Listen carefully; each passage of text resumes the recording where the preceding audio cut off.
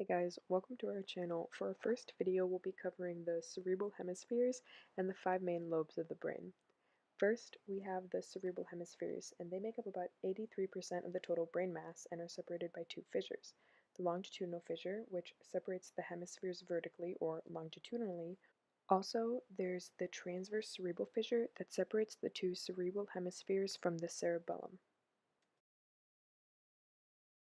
One thing that comes with cerebral hemispheres is cerebral dominance, which designates the hemisphere that is dominant for language.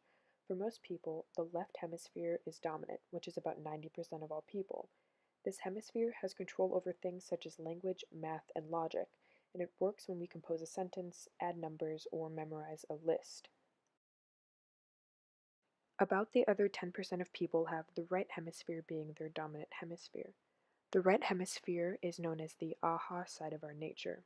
It has control over things that are more free-spirited, it has control over intuition, emotion, and artistic and musical skills. The cerebral hemispheres also have something very important called cerebral white matter, which is responsible for the communication between cerebral areas and other areas between the brain. The cerebral white matter has different kinds of fibers that help with communication. The three main fibers are called the association fibers, the commissural fibers, and the projection fibers, and they all help to connect parts of the hemispheres and help with communication. Now to get more into the lobes, first we have the frontal lobe, which is located directly behind the forehead. Being right behind the forehead, it's the most common region for a traumatic brain injury.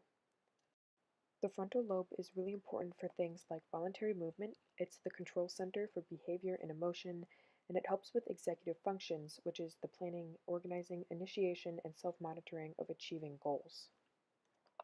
Up next is the parietal lobe. The parietal lobe is located near the back and top of the head. The parietal lobe is really important for sensory input, which is the processing and interpreting of objects in our external environment through touch and the position and movement of our body parts. This lobe also helps to construct our spatial coordinate system. Next is the occipital lobe, which is in the back of the head. This lobe is important for visual perception of things like color, form, and motion.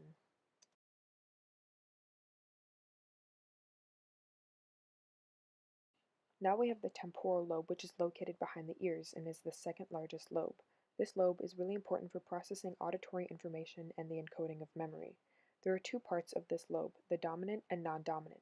The dominant side is typically the left side and is involved in understanding language, learning, and remembering verbal information. The non-dominant side is typically the right side, and it's involved also in learning and remembering nonverbal information such as music. The last lobe is located beneath the portions of the parietal, frontal, and temporal lobe.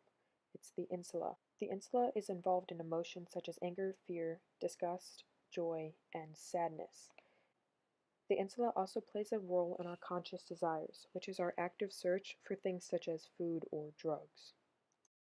Overall, the 5 lobes of our brain help a lot with our emotions, behavior, senses, and conscious decisions.